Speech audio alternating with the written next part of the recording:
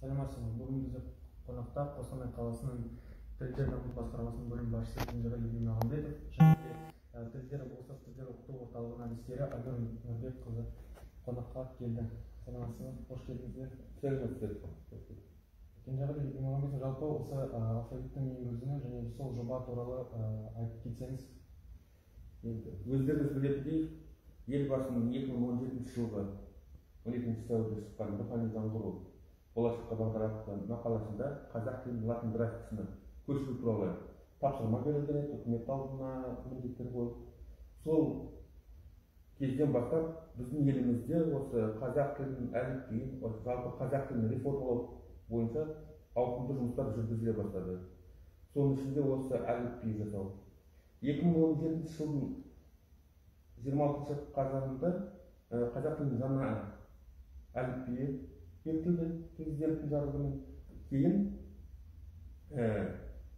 осы әліпбиге өзгерістер енгізіліп, қазіргі таңдағы акут негізді әліпби қолданысқа енді. Енді өздеріңіз білетіндей, жалпы бұқаралық ақпарат құралдарында да көп жарияланды. 2019 жылдың 21 қазанында Қазақстан Республикасының президенті Қасым-Жомарт Кемелұлы Тоқаев халық тарапынан көптеген айтылған сындарын ескере отырып, әліпби латын графикалы негізді әліпбиді жетілдіру туралы тапсырма берген еді. Сол кезден бастап бір жылдан астам уақыт өтті. Көптеген осы ғалымдар қазақ тіліндегі латын графикалы әліпбиді жетілдіру жұмыстарына кірісті. Соның негізгі жұмыстары біздегі Алматы қаласындағы Ахмет Байтұрсынов атындағы тіл білімі институты болып келеді, негізгі жұмыстарын жасаған. Ал халықтың арасында сынамадан өткізу, сараптамадан өткізу жұмыстары Шайсұлтан Шайхметов атындағы тіл қазына ұлттық ғылыми практикалық орталық жүргізді ондай жұмыстарды. Енді жетілдірілген әліпбиге келетін болсақ, бұл жұмысқа көптеген ғылыми институттар қатысты, 3000-нан астам адам қатысты, ғалымдар. Сол сияқты барлық облыстардың мамандарды, тіл мамандары қатысты деуге болады. Енді тапсырма берілгеннен соң осы тіл білімі институтына 40-тан астам нұсқа ұсынылды.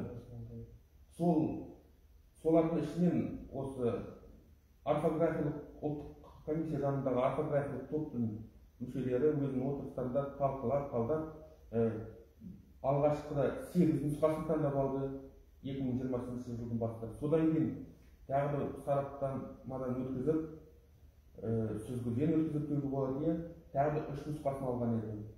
Сол 3 нұсқасы 2020 жылдың ақпан наурыз айларында сынамадан өтті.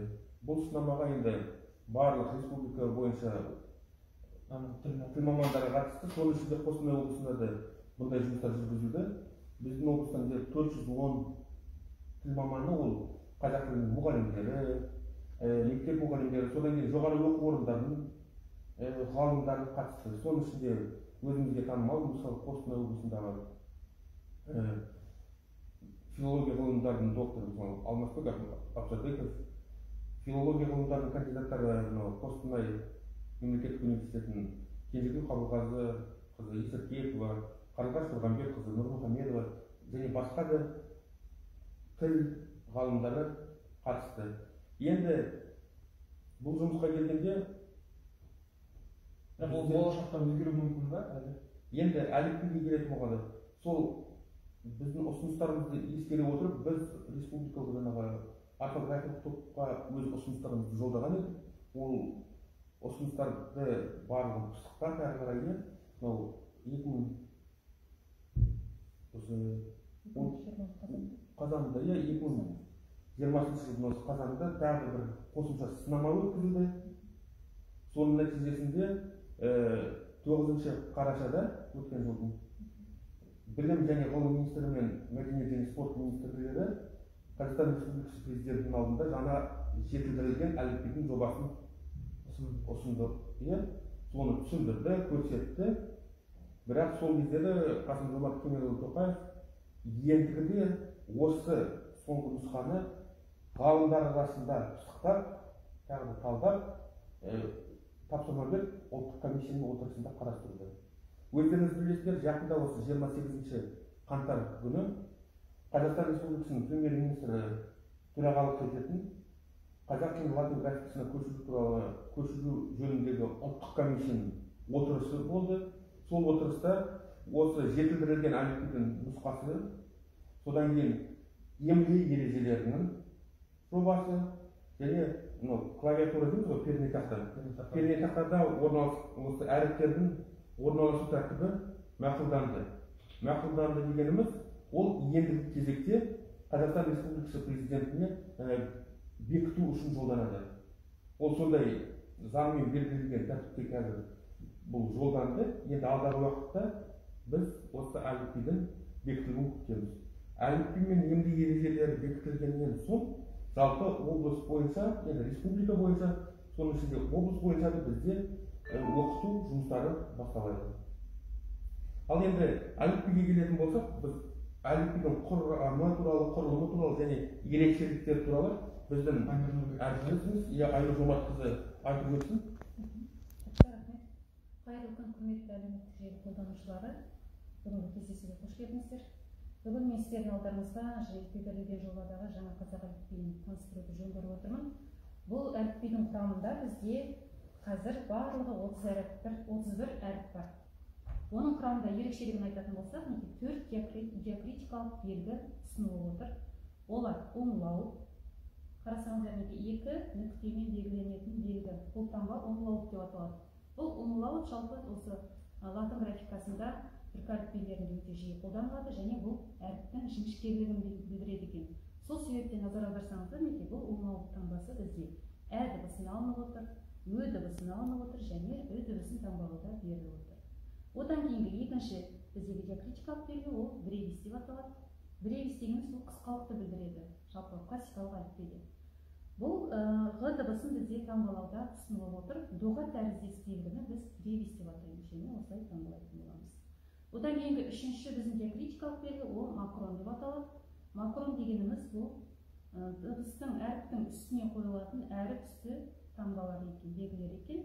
Бұл бізде созылыңқылықты білдіреді. Яғни бұл жерде о дыбысын біз о деп созып айтатын болғандықтан оның белгісін енді үстіне жазамыз. Бұл жерде жалпы диакритикалық белгілерді таңбалауда белгілерге статистикалық негіздемеге, педагогикалық негіздемеге сүйеніп жасалған. Соның бірі осы умлау дыбысы. Бұрын біз кирилл әрпіндегі оның белгісін сызатын болсақ, енді үстіне сызатын боламыз. Одан кейінгі төртінші біздегі диакритикалық белгі ол сидил деп аталады. Сидил бізде әріп асты диакритикалық таңбасы болып есептеледі. Ол бізде ш таңбасын белгілеуге ұсынылып отыр. Әріптің астына сіз доға тәріздес белгі саласыз. Сонда бізде әріп үстін қарасаңыздар 3 диакритикалық белгі, ол қос нүктеден тұратын умлау және доға тәріздес бревис және үстінен сызылатын сызық макрон. Ал әріп асты бізде сидил. Және бұдан бөлек бізде ерекше бір таңба ол ң таңбасын белгілеуде фонетикалық, халықаралық фонетикалық үлгідегі н дыбысы алынып отыр. Н дыбысы дегеніміз бұл қолды үзбей жазуға кедергі келтірмейтін сондай әріптің бірі болып табылады. Бұған дейінгі әліпбилерде ұсынылған жобаларда тильда таңбасы ұсынылған болатын ң дыбысына, яғни ол ң әріпінің үстіндегі ерек белгі болатын. Бұл әріп үсті жолдарын көбейтетін болғандықтан қазіргі жобада алынып тасталды. Оның орнына қолды үзбей жазу үшін ұзын сызығы бар осы н дыбысы ұсынылып отыр. Осындай жобада жаңа ерекшеліктері бар және тағы да бір кететін ол қазіргі және и дыбыстардың орнын алмастыруы. Яғни бұның өзі де әріп үсті диакритикалық белгілерді азайту үшін сол мақсатта біз мен иді айырбастап қолданатын боламыз. Яғни бұл жерде таңба ғана бізде өзгереді жазуымызда. Енді емле ережелері бекітілгеннен кейін кішігірім өзгерістер болады. Біз алдыңғы бекітілген әліпбидегі емле ережелерімен танысып, соның бірде екілі бөлімдері өзгеретін болады. Ал жаппай емле бұл жерде өзгеріп кетпейді. Міне осындай жаңа жобада біздің жетілдірілген диакритикалық әліпбиімізде осындай ерекшеліктері бар. Ал а дыбысы бізде y, классикалық үлгідегі y дыбысымен қалатын болады. Ал қалған қ дыбысы, х дыбысы бұрынғы өзінше таңбаланады. классикалық әліпби деп қалады. Және қазіргі әліпбиді көретін болсаңыздар, мінекей реті бізде классикалық үлгідегі латын әліпбиінде тұр, яғни А, Ә, Б, Д, Е, одан кейін Т кетеді. Ал бұрынғы біздің кирилл әрпінде білсеңіздер, ол Т бізде соңында тұратын еді ғой. Енді бұл әліпби бізде толығымен классикалық үлгідегі латын әліпбиінің құрамы бойынша жасалыпты. Сонымен енді біздің әліпбиімізде осы бір әріп болатын болады. Ал мынау классикалық үлгідегі С, X және W әріптерін қарасаңыздар, ол бізде әліпбиден орын алып тұрған жоқ. Себебі бұл бізде цитаталық деп отырғанымыз бұл жерде мысалы баннерлерді жазатын немесе бұрыннан қалыптасқан үлгідегі мысалы Coca-Cola, Windows деген сияқты сөзді жазуды, бренд сөздерді жазу кезінде осы әріптер қолданылады. Сол түпнұсқа күйінде. Бұны нақты енді ең ережелері шығарылған кезде нақты біз сіздерге толығымен түсіндіріп айтатын боламыз. Әзірге әліпби туралы қысқаша біздің мәліметіміз осындай.